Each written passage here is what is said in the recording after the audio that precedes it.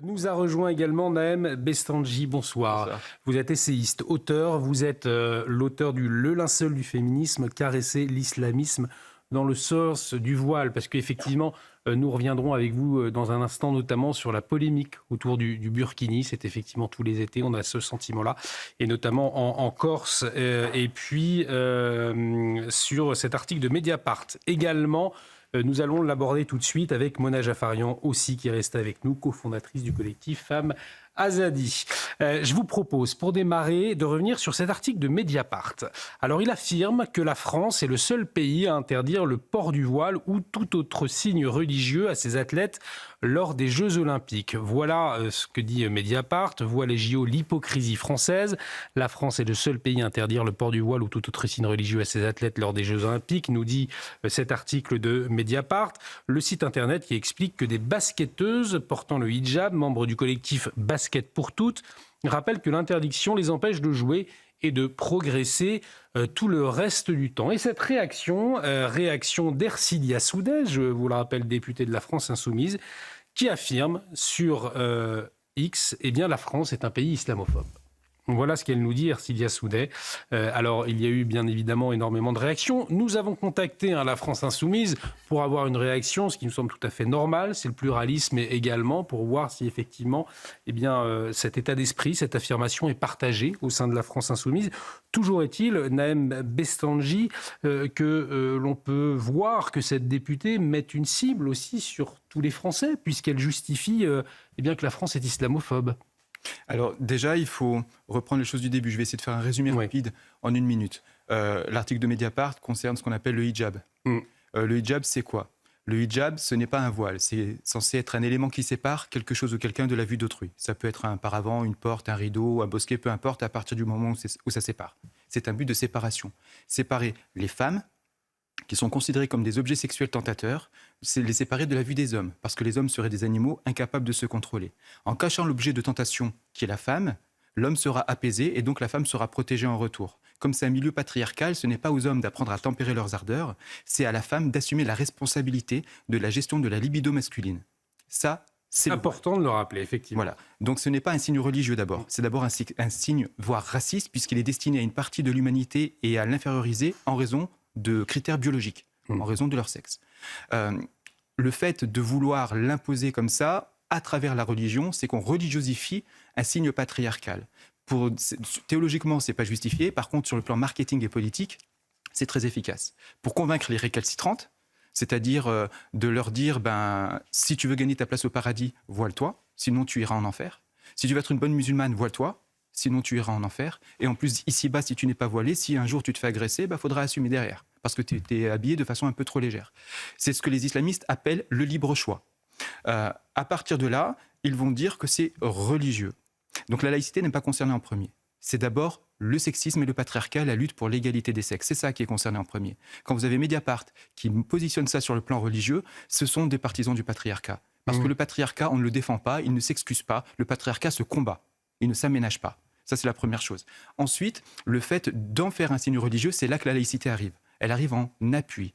Et la charte olympique, l'article 50... On va peut-être le voir d'ailleurs, effectivement. La charte olympique, Saïd va pouvoir nous la montrer à l'antenne, qui est très claire. Qui est très claire et qui interdit tous les signes religieux, politiques et syndicaux. C'est valable pour tout le monde. Depuis les années 90, vous avez des pays comme l'Iran qui font pression sur le CIO pour demander une dérogation, un privilège pour que ces signes-là soient autorisés. Donc on demande une dérogation. Et donc les femmes aujourd'hui qui ont pratiqué leur sport avec un voile lors de ces Jeux Olympiques, c'est parce qu'elles ont eu une dérogation, Elles ont eu une dérogation pour enfreindre l'article 50.2 de la charte olympique. À partir de là, c'est la stratégie victimaire. Tout refus de cette demande de privilège est accusé d'être une discrimination. Comme le voile est déjà discriminant en lui-même, puisqu'il discrimine les femmes, on accuse en fait de discriminer une discrimination. Et tout ça parce qu'on veut appliquer un règlement qui est valable envers tous et toutes, sans distinction d'origine, de sexe, de religion, peu importe. C'est comme si vous avez des gens de la CGT ou de tel parti politique ou de tel syndicat qui réclamaient de pouvoir faire du sport avec un bonnet géant, avec le logo de leur syndicat ou de leur parti politique. Ça ne viendrait à l'idée de personne de faire ça. Les intégristes musulmans, si. Et c'est là qu'intervient la France Insoumise. C'est-à-dire que cette stratégie victimaire permet d'obtenir le soutien d'une partie de la classe politique, notamment une partie perdue de la gauche, qui s'assoit sur ses valeurs pour s'allier à une extrême droite religieuse, parce que les intégristes musulmans, ce n'est pas les musulmans tout court, c'est une frange radicale de l'islam et qui, sur le plan politique, se classe à l'extrême droite, sur le plan des valeurs, des concepts, etc. Et donc, vous avez des personnes comme cette députée qui vont soutenir une extrême droite religieuse en avançant en plus un argument qui est le blasphème. L'islamophobie, c'est le blasphème. Elle ne parle pas d'hostilité envers les musulmans. Elle ne parle pas de musulmanophobie. Elle parle d'islamophobie. C'est-à-dire qu'elle considère que toute opposition à la radicalité musulmane, toute opposition à l'islamisme, c'est considéré être une atteinte à la religion musulmane, ce qui n'est pas interdit dans le droit français, premièrement. Et elle assigne tous les musulmans à la frange extrémiste de l'islam. S'opposer au concept sexiste et patriarcal du voilement des femmes, ce serait s'en prendre à tous les musulmans. Et là, tous les musulmans ne sont pas d'accord, parce qu'il y a beaucoup de musulmans qui considèrent que le voile n'est pas une prescription religieuse, mais un héritage culturel, sexiste et patriarcal. Mais la France insoumise veut assigner tous les musulmans à la frange extrémiste de l'islam. Et c'est pour ça qu'en cela, la France insoumise est un allié objectif de l'islamisme politique. Et est-ce qu'il n'y a pas, on va peut-être voir la charte olympique, vous nous l'avez très bien expliqué, aucune sorte de démonstration de propagande politique, religieuse ou raciale n'est autorisée dans un lieu, site ou autre emplacement olympique. C'est l'article 50. Parce que je considère que la députée, Madame Soudé, qui avait dit qu'elle ne réclame que la loi de 1905 appliquée à la lettre, alors qu'elle ne connaît même pas la lettre de cette loi. Elle ne connaît strictement rien à la laïcité. Ces références, ce n'est pas Voltaire, c'est pas Montesquieu, c'est pas Rousseau, c'est pas les Lumières, c'est pas la loi de 1905. Ces références, c'est Youssef Al-Qaradawi, c'est le CCIF, c'est les frères musulmans. Et c'est sur leurs avis qu'elles s'appuient pour définir ce qu'est la laïcité française. Moi, c'est ça qui me révolte. Ouais. Parce que pour les citoyens de gauche, entendre des gens de gauche s'exprimer comme des personnes de droite bigotes et réactionnaires, c'est comme ça qu'elles s'expriment. C'est profondément choquant. Elles s'assoient sur les valeurs républicaines, et y compris les valeurs de gauche, pour complaire à une extrême droite religieuse. C'est ça qui est profondément choquant. Et si on avait eu cette gauche en 1905, nous n'aurions jamais eu la séparation des églises et de l'État. Ce qu'il faut comprendre aussi, c'est que quand on prétend lutter pour l'égalité des sexes, comme le fait cette gauche LFI, moi je suis de gauche, je ne m'identifie pas du tout, je ne me sens pas appartenir à LFI. Quand on prétend lutter pour l'égalité des sexes, on lutte contre le concept sexiste et patriarcal du voilement des femmes. On ne le défend pas. Quand vous avez des jeunes femmes qui disent « c'est ma liberté, c'est mon choix de faire du sport en voile » et que si elles ne sont pas voilées, elles n'y vont pas, le problème est de leur côté, c'est-à-dire être dans l'incapacité psychologique de retirer son voile pour les quelques minutes d'un match de football ou d'une compétition aux Jeux Olympiques, parce qu'elles sont endoctrinées, parce qu'elles ont été endoctrinées par des hommes qui leur dictent comment elles doivent s'habiller, sinon elles iront brûler en enfer. C'est ça qu'il faut interroger. Ce n'est pas un règlement qui s'applique à tout le monde de faire des aménagements pour se plier à des injonctions qui sont soi-disant religieuses, mais qui sont, je le répète, uniquement patriarcales et qui sont radical. Le Burkini qui a fait reparler de lui cette semaine, en Corse du Sud notamment, le maire de Lecce qui a publié mercredi un arrêté anti-Burkini interdisant la plage et la baignade aux personnes n'ayant pas une tenue correcte, respectueuse des bonnes mœurs et de la laïcité. Je lis l'arrêté. Et arrêté effectif jusqu'en fin septembre. Le maire, dont Georges Gianni, a justifié cet arrêté par des conflits graves causés par des tenues religieuses ostentatoires, évoquant aussi un contexte particulier justifiant le maintien de l'état d'urgence. Alors, la préfecture de Corse, elle, a demandé l'annulation des 2 arrêtés municipaux anti-Burkini.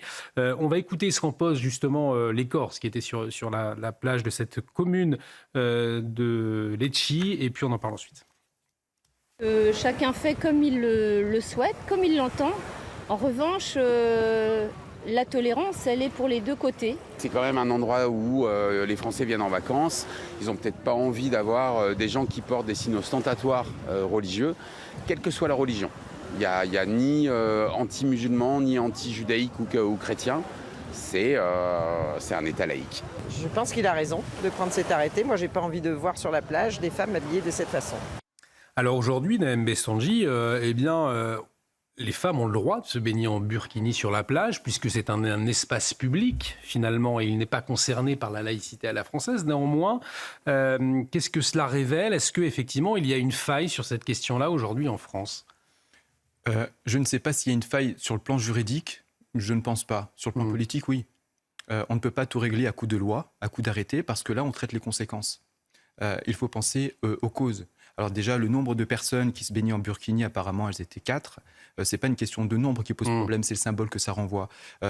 Ce n'est pas forcément une question d'immigration, comme je l'ai parfois entendu, parce qu'on ne sait pas qui sont ces femmes. Elles sont peut-être françaises, peut-être que ce sont des touristes, peu importe. Peu importe. Ce qui compte, c'est le symbole que ça renvoie. Le symbole, à la fois, on l'a dit à l'instant, parce que le voile, je dis souvent, le burkini, c'est le voile waterproof. C'est-à-dire que c'est une jeune femme, une intégriste australienne qui a inventé ce burkini pour correspondre aux injonctions patriarcales du voilement des femmes, pour l'adapter à la baignade. Donc le burkini, d'ailleurs, quand vous l'écrivez avec un K, je considère que c'est une erreur, à mon sens, parce que c'est une contraction entre burqa et bikini. Or, sur sa forme et sur sa fonction, c'est plus proche de la burqa que du burkini. L'écrire avec un K, ça le banalise, ça le rend un peu léger, parce que ça le rapprocherait du bikini, alors qu'avec un Q, burqa, burkini, là, ça rapprocherait de ce qu'il est, donc de sa vraie signification. Et c'est vrai que voir des femmes qui se baignent tout habillées alors que leurs hommes sont plutôt en marcel, voire torse nu et en short, ça pose question. Est-ce que c'est ce dont on veut en France ? C'est la question philosophique et politique et sociétale qu'il faut se poser. Ce n'est pas simplement une question de loi, est-ce qu'elles ont le droit, est-ce que c'est laïque ou c'est pas laïque ? C'est pas une question de laïcité, voilà, au fond. C'est une question de modèle de société. Est-ce qu'on veut vivre dans un modèle où les femmes sont des objets sexuels tentateurs à dissimuler pour pas exciter les hommes, y compris à la plage, et qu'elles doivent suer dans leur burkini et ne pas bénéficier de l'air et du soleil sur leur peau et de l'eau pendant la baignade alors que leurs hommes ont ce droit-là. Est-ce qu'on veut vivre dans ce monde-là ou dans un monde où même les petites filles seraient en burkini, du coup, pour respecter leur libre choix, soi-disant, ou alors dans un monde où hommes et femmes sont égaux et les deux peuvent se baigner et qu'on ne sexualise pas systématiquement dès qu'on voit une épaule, un coude ou une oreille de femme. Ce soir. Peut-être un mot pour conclure, après on va aller... Oui, c'est pour préciser, la circulaire à laquelle vous faisiez référence, c'est la circulaire Bayrou de 1994, et la loi de 2004, c'est sur les signes ostensibles. Et non pas ostentatoire. Et enfin, pour terminer, l'objectif, c'est pas spécialement d'empêcher ces femmes de se baigner en burkini. L'objectif, c'est d'éviter que celles qui n'ont pas encore basculé basculent. C'est ça l'objectif. C'est pour ça que traiter les conséquences, ça sert pas à grand-chose. C'est un outil, la loi, l'arrêté, c'est un outil. Mais il faut travailler en amont. Et en amont, c'est d'éviter que celles qui ne sont pas encore voilées, celles qui ne sont pas encore burkini, ne basculent pas. Il faut éviter qu'elles puissent basculer dans cette forme de radicalité, dans cette forme de machisme et de patriarcat et de la diabolisation de leur corps. Et effectivement, nous évoquions avec vous, Frédéric Loos, justement la présence de la police largement saluée pendant cette période des Jeux Olympiques, puisqu'on l'a constaté. Alors à la fois, il est beaucoup plus agréable de circuler dans les rues parisiennes, et puis la délinquance est un fait à baisser. Et pour preuve, dans les colonnes du Figaro, Mathieu Hanotin, maire PS de Saint-Denis, tire les conséquences suivantes des Jeux Olympiques.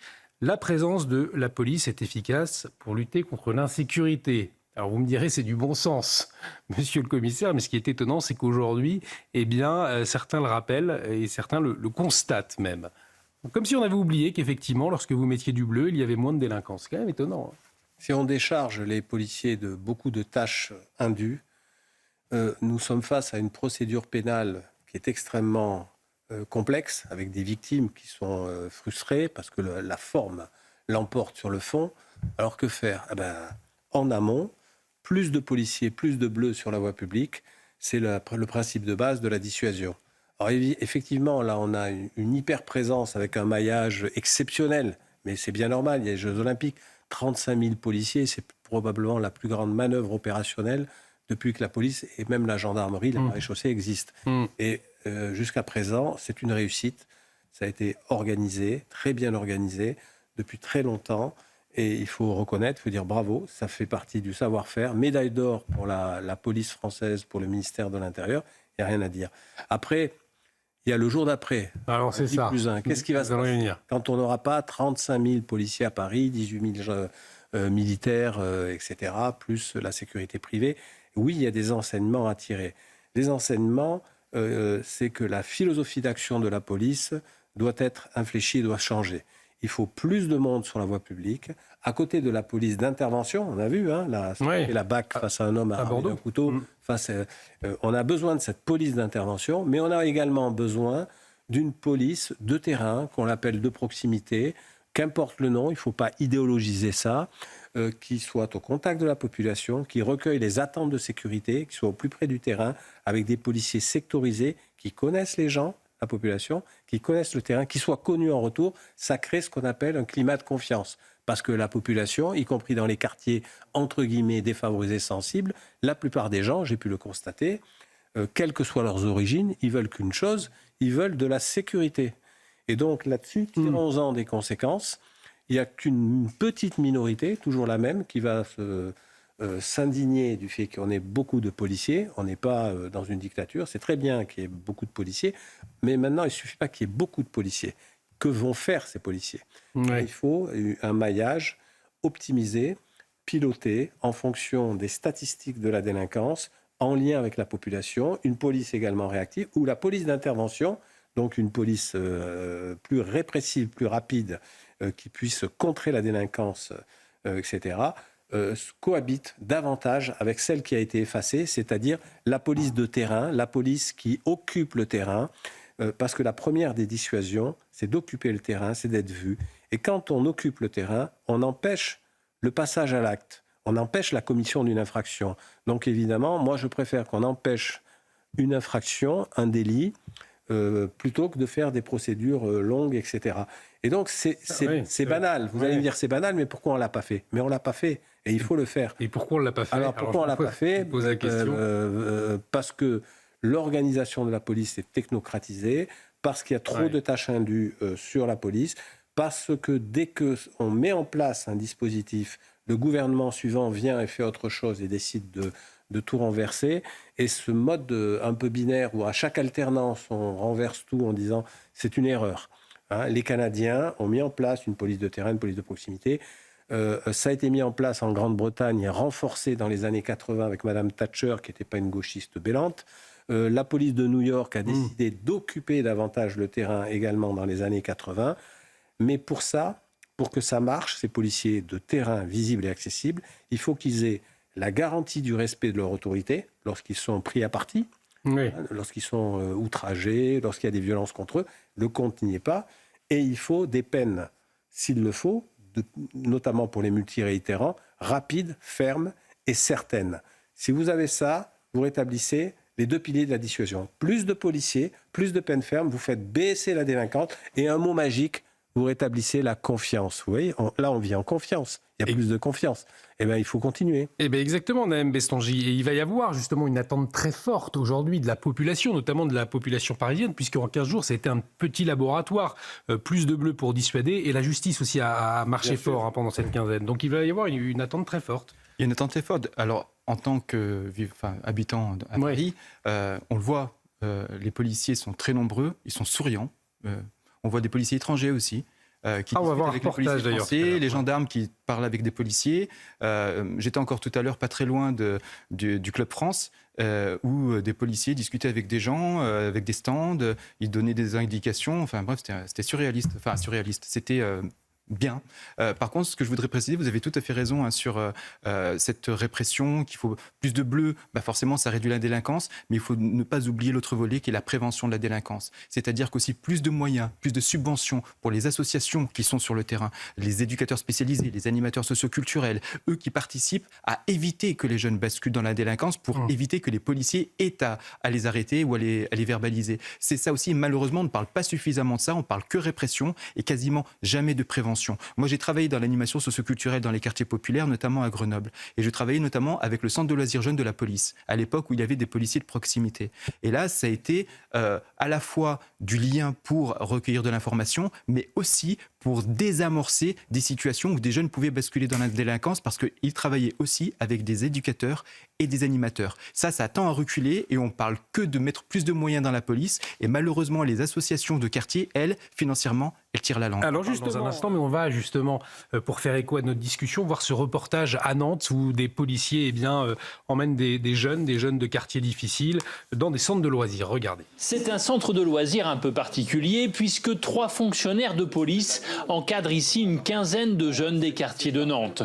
Au programme, une activité voile pour ces ados qui, pour certains, ont appris à nager grâce à ces policiers. Déjà, j'aurais plus traîné dehors. J'aurais peut-être pu me faire engrainer par d'autres personnes dans la rue ou quoi. J'aurais pas pu découvrir de nouvelles personnes, faire de nouvelles activités ou quoi. Moi, mes amis pensent que c'est de la perte de temps et que ça sert à rien de faire ça avec des policiers. Tu leur dis quoi ? Moi, je leur dire qu'au lieu de parler, il faut venir tester. Et après, vous allez voir si c'est bien. Mais si vous aimez pas, je vous force pas. Bien sûr, ici, on met l'accent sur la discipline. Aucun faux pas n'est toléré. Pour ces adolescents, c'est souvent le seul lieu qui leur est ouvert durant l'été. Nous, on est vraiment sur la prévention de la délinquance. Voilà, j'ai envie de vous dire, c'est justement éviter que ces jeunes tombent dans la délinquance et puis après, passer dans des endroits où après on sait bien que ça sera très très compliqué de pouvoir les récupérer. Voilà, l'idée c'est vraiment travailler en amont, de se dire comment est-ce qu'on occupe ces jeunes. C'est le vrai rôle de la police nationale en fait, d'aller les chercher, de travailler avec ces jeunes en fait.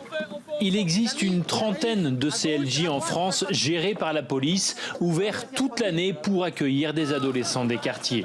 À Nantes, ces dernières années, 2 jeunes qui ont fréquenté le CLJ sont devenus policiers.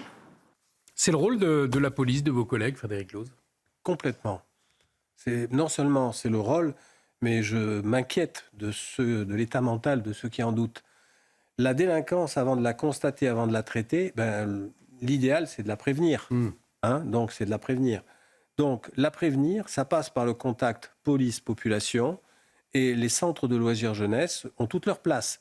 Et là encore, il ne faut pas opposer ces raisonnements un peu binaires en polarisation. Vous préférez respirer ou inspirer, l'action ou la réflexion. Il faut arrêter la nuit ou le jour. On en est là. Vous préférez la prévention ou la répression? On a besoin des deux.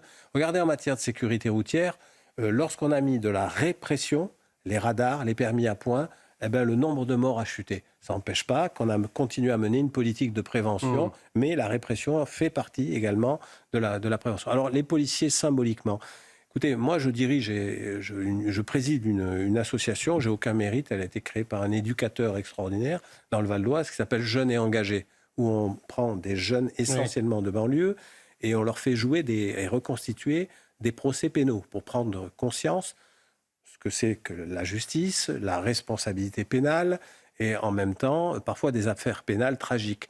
Et on prend des jeunes, y compris des jeunes qui ont été exclus, qui ont déjà été en garde à vue ou qui commençaient à filer un mauvais coton, on a des résultats extraordinaires.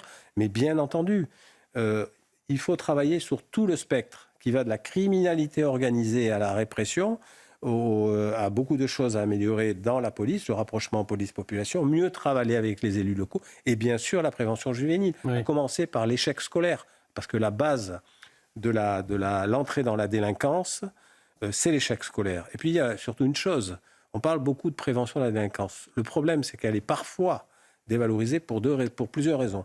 Premièrement, on ne l'évalue jamais. Deuxièmement, on ne l'évalue pas parce qu'elle concerne l'État et les collectivités territoriales. Et donc, l'État dit, mais je ne vais pas évaluer les collectivités territoriales. Article 72 de la Constitution, il y a des enjeux politiques. C'est une énorme erreur. Il faudrait le faire, il faudrait l'évaluer. Troisièmement, si on sait comment on rentre dans la délinquance, la question de conformité, les quartiers, le gain, la facilité, des gens aussi qui se laissent aller pour plein de raisons. Mais on n'a pas de travaux sur comment on sort de la délinquance en France. Il y en a dans les pays anglo-saxons.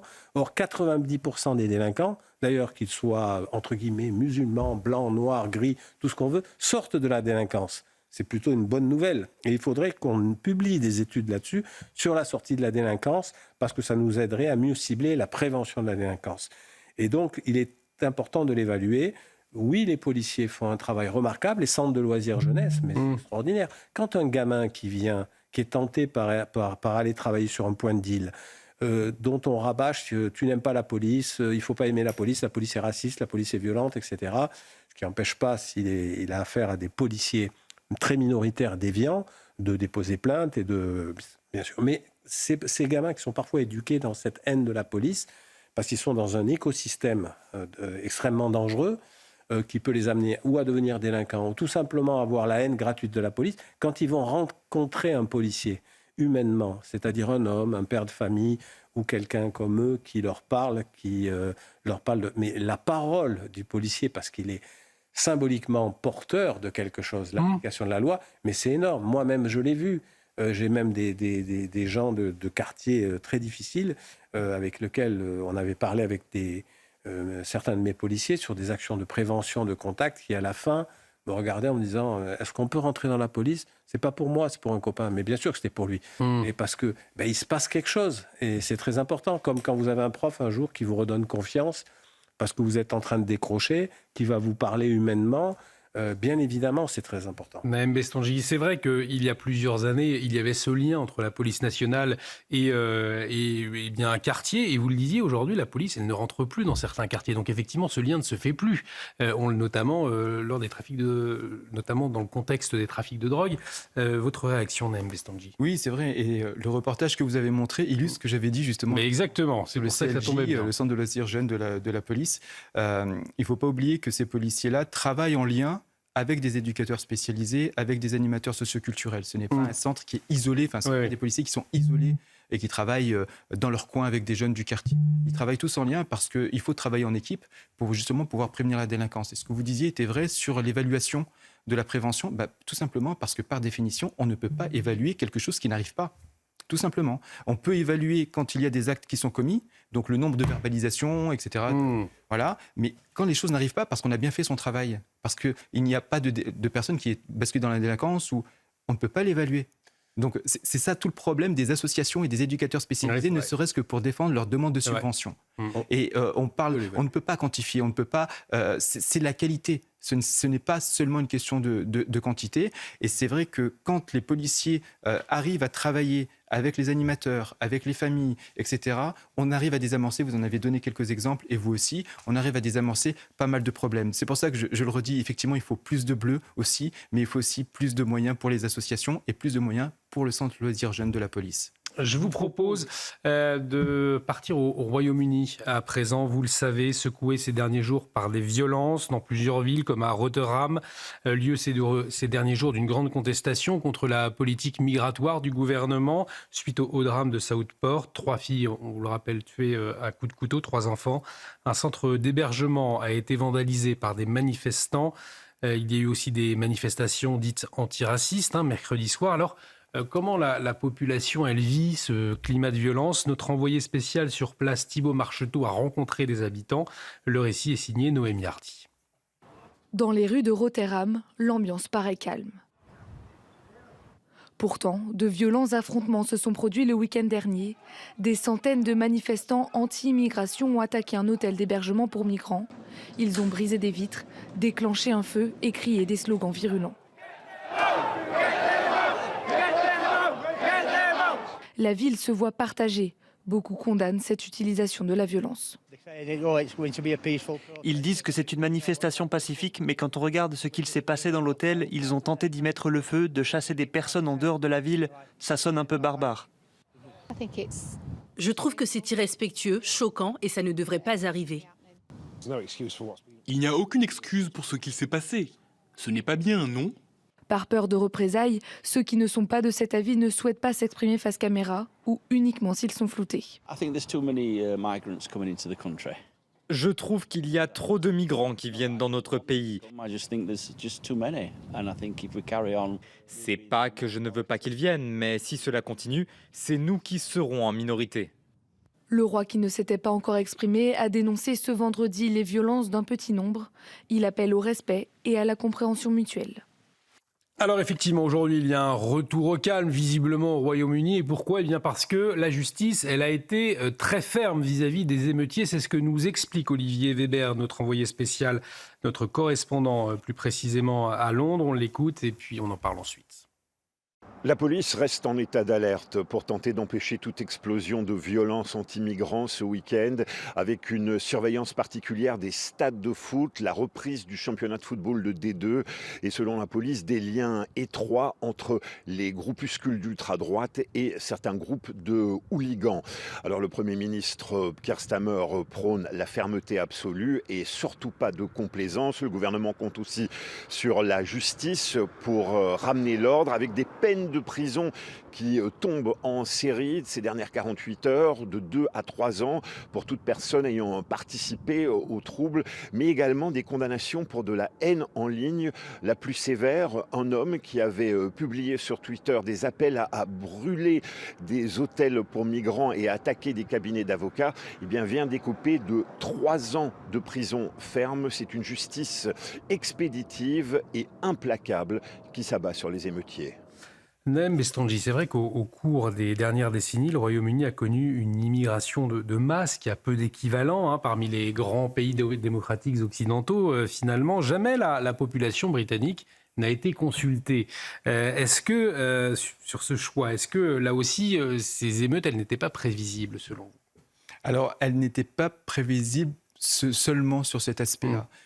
Parce que moi, ça me fait écho en fait à ceux qui pointent du doigt notre modèle universaliste français et notre laïcité pour louer le modèle anglo-saxon qui est multiculturaliste, voire communautariste, en disant regardez, ça se passe bien là-bas, regardez comme c'est magnifique, c'est merveilleux, en négligeant effectivement les tribunaux chariatiques, ils gèrent le divorce, tout ça, c'est vrai, le communautarisme, parfois vous avez des gens qui ne parlent même pas anglais, des quartiers qui ne parlent pas du tout la langue, qui ne sont pas du tout intégrés, et on loue ce modèle-là en disant regardez comme c'est magnifique, tout le monde c'est le vivre ensemble. Non, ce n'est pas le vivre ensemble, c'est le vivre côte à côte. C'est le vivre chacun dans son coin. C'est le vivre où on ne se mélange pas, en fait. Donc, on ne vit pas ensemble. Le modèle français nous protège, en tout cas pour l'instant, de tous ces débordements. Ce n'est pas parfait. On a aussi en France des tensions, notamment de l'extrême droite musulmane ou de l'extrême droite nationaliste. Gérald Darmanin a dissous des mouvements islamistes, eux aussi des mouvements d'extrême droite nationaliste. Donc, on a ces problèmes aussi en France, mais pour l'instant, en tout cas, pas de cette ampleur. C'est vrai que ces événements-là nourrissent tous les extrêmes. Pour les islamistes, moi je le constate parce que j'en suis pas mal sur les réseaux et dans leurs conférences, et c'est vrai qu'ils se servent de l'actualité et notamment du moindre acte, même des fois ils en inventent, des actes anti-musulmans pour dire regardez comme la France ou l'Europe déteste les musulmans. Mais quand il y a des actes réels qui sont vrais, c'est-à-dire que là en Angleterre, il y a eu une chasse aux musulmans par des militants d'extrême droite. Ils ont détruit, ils ont abîmé des lieux de culte. Ce n'est pas rien. Et là, ce sont des actes qui sont condamnés par la loi, même en France, évidemment, puisque c'est purement anti-musulman. Ce n'est pas blasphématoire. Là, on s'attaque à des individus, pas à une idée. Et donc, ils vont se servir de ça pour susciter la victimisation et surtout la haine de l'autre sur les réseaux sociaux pour créer la peur chez les musulmans pour nourrir cette idée que l'Europe, l'Occident, la France n'aiment pas les musulmans. Et ils vont se servir des actes de l'extrême droite nationaliste et d'une minorité de cette extrême droite qui est violente pour dire, regardez, c'est les Français ou c'est les Européens ou c'est les Anglais. Exactement comme une partie de la gauche, quand ils défendent l'extrémisme musulman, ils disent regardez, vous en prenez aux musulmans. Généralisation sert tous les extrêmes. Et c'est pour ça que l'islamisme se nourrit de l'extrême droite et l'extrême droite se nourrit aussi de l'islamisme. Ce sont les deux faces d'une même pièce. Je vous propose à présent, nous évoquions la question des ingérences, je vais y arriver, étrangères. On l'a vu notamment dans la question de l'antisémitisme. Toujours est-il que les actes antisémites n'ont jamais été aussi hauts. 887 recensés au 1er septembre 2024, le triple de l'an dernier à la même période. C'est ce qu'a annoncé hier Gérald Darmanin, le ministre de l'Intérieur. Écoutez-le. Les actes antisémites en France ont été multipliés par 3 depuis l'automne dernier. Et 887 faits ont été recensés rien que dans ce premier semestre. Depuis le 7 octobre, et alors que les otages sont toujours prisonniers, comment ne pas entendre le cri des Juifs qui se sentent menacés dans leur chair et dans leur existence? L'antisémitisme qui a toujours existé, désormais ne se cache plus. Il est une insulte aux morts, aux blessés, aux humiliés et à notre histoire. Et comment des hommes politiques peuvent considérer qu'il est résiduel? Alors avant de vous entendre un exemple concret qui a eu lieu à Montpellier, absolument terrible, un homme tabassé par un passager de tramway après lui avoir demandé s'il était juif. On va regarder la séquence, toute une ville et bien au-delà qui a été sous le choc d'ailleurs après cette agression. Regardez. T'es juif toi? T'es juif toi? T'es juif? Je te parle. T'es juif ou pas? Est-ce que t'es juif ou pas? Et quoi, t'es juif? Moi je suis pas juif, je suis marocain moi. Et alors, qu'est-ce que t'en as à foutre? T'es juif ou pas? Range tes mains, c'est ta mère, range tes mains. Reste là, range tes mains. Mais ça va pas! Mais ouais, j'ai reçu de l'alcool sur moi. C'est bon, descends de là, descends. Mais ça va pas! Non, allez, non, c'est bon, c'est bon. C'est bon, c'est bon, c'est bon. Juif de merde, sors, de pute, viens toute ta merde. Où t'as vu que j'étais juif, connard? Eh ben réponds. Naëm Bestanji, notamment depuis le 7 octobre, il y a eu de multiples alertes concernant ces actes antisémites, cette hausse insupportable. Et pourtant, rien ne change. On le voit avec cette séquence absolument terrible. Comment est-ce que vous le comprenez? Comment est-ce que vous le décryptez? C'est l'illustration parfaite de l'importation du conflit israélo-palestinien en France. Et aussi cet antisémitisme latent qui existe depuis toujours, l'antisémitisme, je dirais, traditionnel, mais qui est aussi mélangé avec la question de la religion et des critères religieux, et notamment au Moyen-Orient. C'est vrai que les actes antisémites ont toujours été assez hauts partout, et ils ont explosé depuis le mois d'octobre, et que je crois savoir qu'il y a plusieurs centaines de juifs qui ont fait le rallia ces derniers mois. Et c'est triste que des compatriotes doivent s'exiler pour aller vivre ailleurs, en plus dans un état où factuellement ils sont aussi en danger, voire peut-être même plus qu'en France, mais psychologiquement ils se sentent plus sécurisés psychologiquement là-bas qu'ici. Et il faut s'interroger pourquoi. Et c'est vrai que ce genre d'acte doit tous nous interpeller, parce que qu'on s'attaque à un individu pour ce qu'il est en tant qu'être humain, quelle que soit son origine, parce que ça aurait été quelqu'un d'origine maghrébine, j'aurais la même indignation. Oui, bien sûr. Voilà, et s'attaquer à des gens pour ce qu'ils sont en tant qu'êtres humains, et en plus pour les rendre responsables, parce que je suppose que c'était par rapport à ça, pour les rendre responsables d'un conflit qui se passe à des milliers de kilomètres d'ici, c'est profondément choquant, et on se dit qu'il y a quelque chose qui est déréglé dans notre société. Quelque chose qui est déréglé. Il nous reste un peu plus de 3 minutes. Je vous propose de terminer avec un sujet plus léger. Les Jeux Olympiques, ils se terminent demain, donc profitons-en encore un petit peu. Vous allez le voir, les spectateurs étrangers, ils sont ravis de leur expérience à Paris. Cela a été effectivement une réussite totale. On regarde ce reportage de Pierre Crépy. Un siècle après ses premiers Jeux, Paris est toujours le centre du monde, et le moins que l'on puisse dire, c'est que la capitale française n'a pas déçu les foules. En mettant en avant son patrimoine culturel riche, la ville de l'amour a conquis de nombreux spectateurs.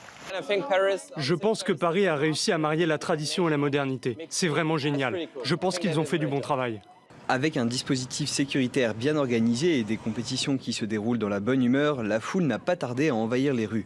Les arrivées de touristes dans la capitale sont en hausse de 10% par rapport à 2023, et les hôtels remplis à plus de 80% de leur capacité depuis le début des Jeux. Une performance qui sera difficile à concurrencer en 2028, en témoignent ces spectateurs américains impressionnés. Nous en parlions depuis le début. Elle vient de Los Angeles et ils organisent les prochains Jeux Olympiques. Nous nous disons que Los Angeles n'a aucune chance d'arriver à un tel résultat. C'est vraiment un site extraordinaire. Je pense que nous sommes tout à fait d'accord pour dire que c'est spectaculaire.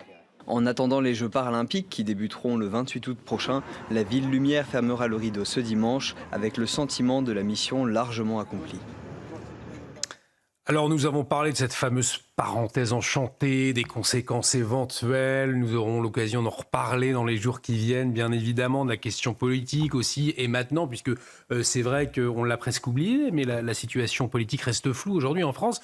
Nous n'allons pas rentrer, si vous le voulez bien, dans ce type de débat, puisqu'il nous reste que 2 minutes, mais peut-être, allez, se dire que finalement Paris reste tout de même la plus belle ville du monde, et ces Jeux Olympiques ont permis de le montrer finalement, nous l'avions peut-être un peu oublié. Je crois que tout a été fait pour montrer que Paris est la plus belle ville du monde. Les organisateurs des Jeux Olympiques ont fait un travail formidable, et l'État aussi, et puis la ville de Paris, pour mettre en valeur ces Jeux Olympiques. C'est vrai que les vues aériennes, sont splendides. Les épreuves qui sont dans Paris même, et même en Outre-mer et dans les autres villes de France, il ne faut pas l'oublier aussi. Tout ça a mis en valeur le patrimoine. Alors, il y aura des retombées économiques, mais je pense que la symbolique, le symbole de la France, le rayonnement de la France à travers le monde, je crois que... Je ne sais pas si on aurait pu faire mieux que ça en termes d'image de notre pays et notamment de notre capitale. Et pourvu que Paris reste aussi propre après les Jeux Olympiques. Mais voilà, on l'espère tous, mais c'est vrai que...